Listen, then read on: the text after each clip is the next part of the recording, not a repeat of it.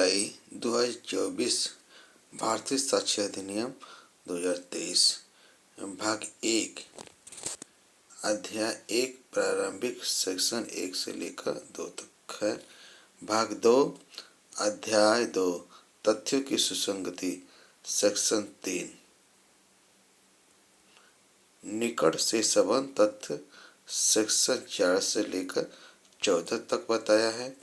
स्वीकृतियां सेक्शन 15 से 25 तक है।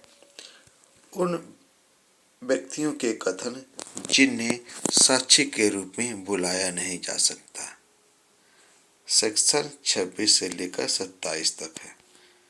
विशेष परिस्थितियों में किए गए कथन सेक्शन 28 से 32 तक। किसी कथन में से कितना साबित किया जाए सेक्शन 33 में बताया गया है। न्यायालयों के निर्णय कब सुसंगत है सेक्शन 34 से 38 तक है।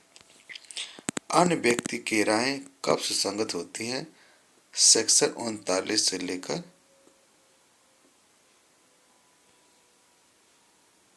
45 तक है। सील कब सुसंगत है सेक्शन 46 से लेकर 50 तक। भाग 3 अध्याय 3 सबूत के विषय में तथ्य जिनका साबित किया जाना आवश्यक नहीं है सेक्शन 51 से लेकर 53 तक। मौखिक साक्ष्य के विषय में सेक्शन 54 से 55 तक है। अध्याय 5 दस्तावेजी साक्ष्य के विषय में सेक्शन 56 से लेकर 73 तक है। लोक दस्तावेज सेक्शन 74 से 77 तक। दस्तावेज के बारे में उपधाराएं सेक्शन 78 से लेकर 93 तक है। अध्याय 6 दस्तावेजी साक्ष्य द्वारा मौखिक साक्ष्य के अपवर्जन के विषय में सेक्शन 94 से लेकर 103 तक है। भाग 4 साक्ष्य का प्रस्तुत किया जाना और उसका प्रभाव के बारे में बताया है। अध्याय 7 सबूत के भार के विषय में सेक्शन 104 से लेकर 120 तक है। अध्याय 8 विबंध सेक्शन 121 से लेकर 123 तक है।